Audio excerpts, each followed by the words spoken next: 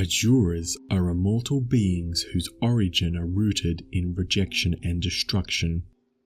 They are manifestations of a divine accident, living blasphemies risen from the mistakes by gods themselves. Given horrible life through unspeakable divine errors, these Asuras seek to sow doubt among mortals and ultimately revenge themselves upon the gods for their accursed existence. Most Asuras share a cohesive philosophy that culminates in nothing less than the systematic destruction of everything the gods have had a hand in creating.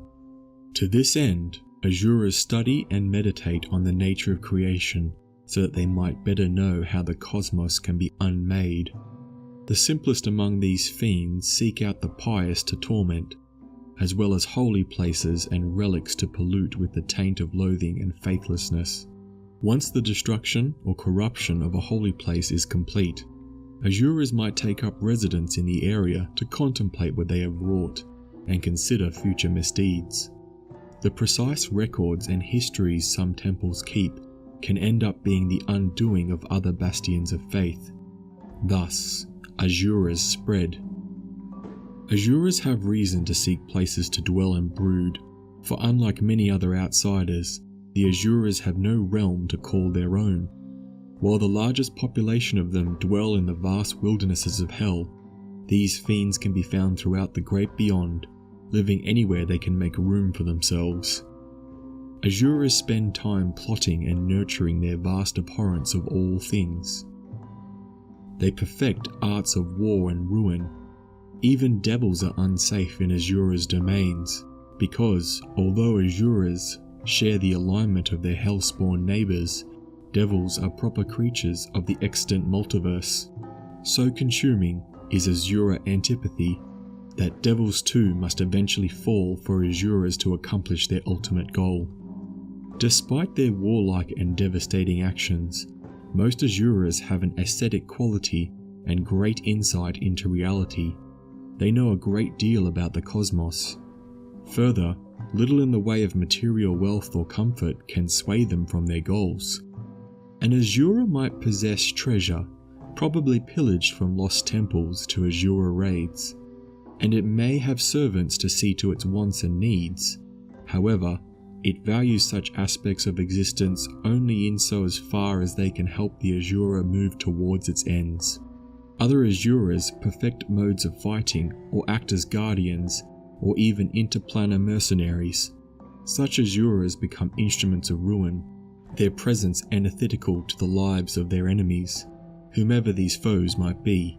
They rarely care for whom or what they are hired to battle, so long as they can end the existence of a deity's work. Asuras often collect and guard treasures of looted religious relics, letting such objects serve as bait for pious heroes powerful enough to locate the treasure despite the Asura's elusive aura. The fiend knows the loss of such holy objects often grieve and undermine the beliefs of common members of a faith, and so they do all they can to draw out such spiritual suffering. While an Asura's individual incarnation can be slain, these fiends are nearly impossible to destroy permanently. The divine spark in them returns them to the presence of the mighty Asura lords, the Asura Ranas, in hell or elsewhere. Within a variable amount of time, usually multiples of 7 years, a slain Asura reincarnates as a weaker Asura. A truly devoted Asura that died in service to the Asura cause might be given its old form at a cost of some of the Asura Rana's essence. Reincarnated Asuras remember their past, their origins, and any enemy who has wronged them, and while their appearance and resources change, their thirst for vengeance is eternal. Rarely, however, contemplation on the nature of the multiverse, or a desire for something more than eternal strife, causes an Asura to choose a different course. Such Asuras meditate to become closer to what they once sought to destroy, purifying themselves of their soul-burning hatred. Redeemed Asuras are seldom good or religious, but they do wander the plains, dispensing wisdom and working against wanton destruction. Evil Asuras loathe these traitors, and seek them out to destroy them with teeming fervour. Advocate. A pair of spiked fiends, interwoven through bodily cavities and impaling limbs, spin in a dance with their own twin carved knives. Known as the Twinned Ones, Adakites are warrior Asuras, specialized at quick raids designed for theft, assassination, or kidnapping. An Adakite is adept at infiltration and escape. In killing, the fiend is brutally efficient, unless it wishes to prolong the pain to demoralize or enrage its enemies. Although an Adakite appears to be two connected creatures, it is one entity with two minds. The creature's personality and purpose is as unified as its bizarre form. An Adakite is 6 feet tall and weighs about 330 pounds. Adakites prefer desolate spots as lairs, especially those that recall past terror or sorrow. In such dens they keep trophies from their engagements as focuses for meditation and objects of study. Adakites also keep treasures stolen from temples and holy places. While at rest, Adakites remain near any ill-gotten items to ensure no meddling magician can locate their lost object. Legend holds that the first Adakites emerged from the shattered remains of 2 godlike brigands. These burglars, their names long since lost to history, attempted to raid a celestial hall. The resident deity and his or her servants slew the thieves, crushed their bodies together into one, and hurled the remains to the earth. As their crumbling, entwined bodies struck the world, they caused terrible earthquakes and tsunamis that slew thousands of innocents, including many worshippers of the headstrong deity who accidentally caused the devastation. The first Adakites grew from the shattered, mingled remains of these brigands, rising from the blasted crater to serve the Asuras as elite soldiers. Asura. This immense creature looks like a horned rattlesnake, save for its 2 muscular arms, each of which wields a scimitar. Asuras, or the Poisoned Ones, are massive fiends who have perfected the art of ambush and holds to its duty of guardianship and butchery.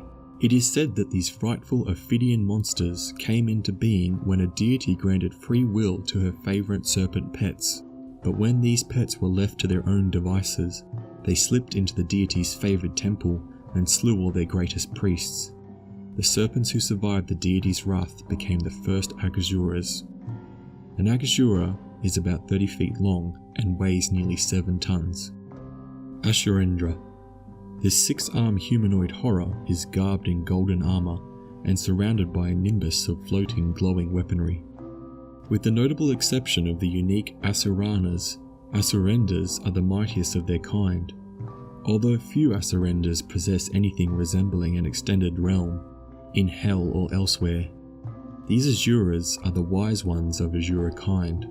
Most dwell within shrine-like fortresses in which they can practice their ruinous mysticism and command their lesser Asura who seek their teachings.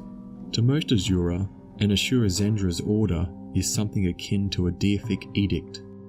Each Asurendra is a humanoid creature of immense proportions. Their exact appearance varies just as the appearance of humanoids vary. But all Asurendras have 6 arms and multiple eyes and heads.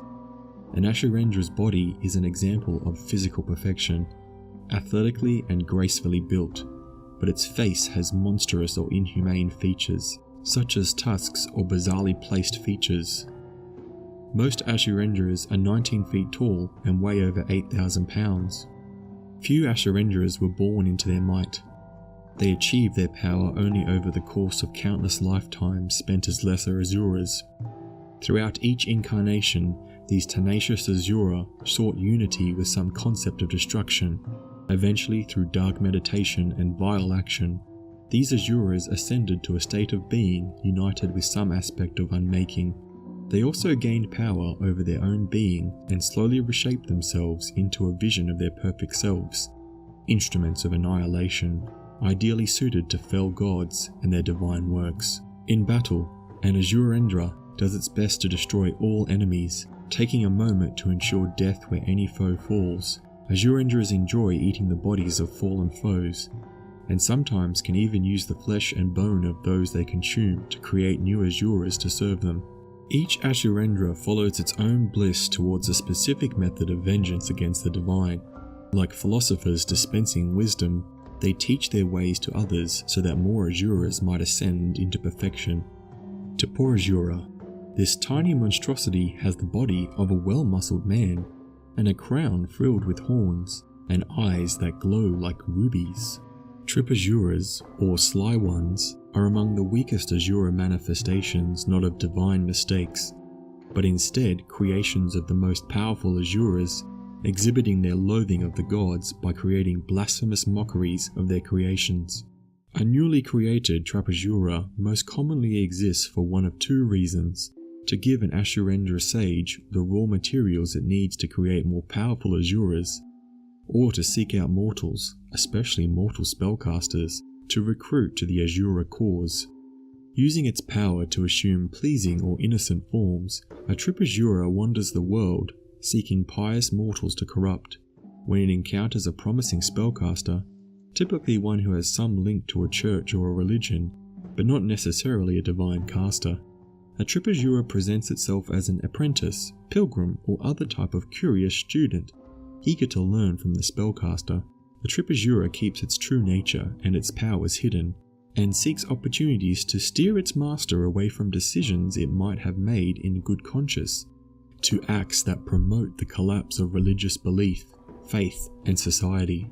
When, as it inevitably does, the wayward spellcaster runs afoul of justice or is confronted by those seeking revenge, the Tripasura fades away to watch the final stage of the spellcaster's fall from grace, then seek a new victim in a new city or region. Some spellcasters, on the other hand, actually seek out these tiny fiends to employ as familiars. A Tripasura greatly values these opportunities, since it does not abandon its master once its work is done, and can continue to spread its agenda for as long as its master survives. A spellcaster must be lawful evil, and not do anything that might improve its position in any divine favour. Apasunda. This six-armed woman has three fanged faces on her head. She wears wonderful coloured robes, and her hands wield several exotic weapons. Apasundras are called the Beatific Ones. They are Asuras who devote themselves to martial meditations and physical perfection. Apasundras seek monk-like poise and skill, and through it, the ability to deal flawless destruction wherever they go. Their nickname suggests purity, and indeed, each Beatific One is an expression of Asura's purity through the devotion of annihilation. It is believed that the first Apasundras were created from the jealous followers of a man who achieved divinity through his own force of will. Those of his followers who felt abandoned when this new deity ascended to the great beyond sought other ways to achieve immortality, and fell prey to one of the Asura Ranas, who granted them their desire by transforming them into the Beatific Ones. Apasundas never surrender to foes in combat, and rarely flee from battle. They hope to increase their skill and wisdom, or die in battle. On either path lies an evolution towards a greater understanding of destruction in its countless forms. An Apasunda is 7 feet tall and weighs 240 pounds. Check the description of this video to find some stat blocks for these unique monsters for your next 5th edition game.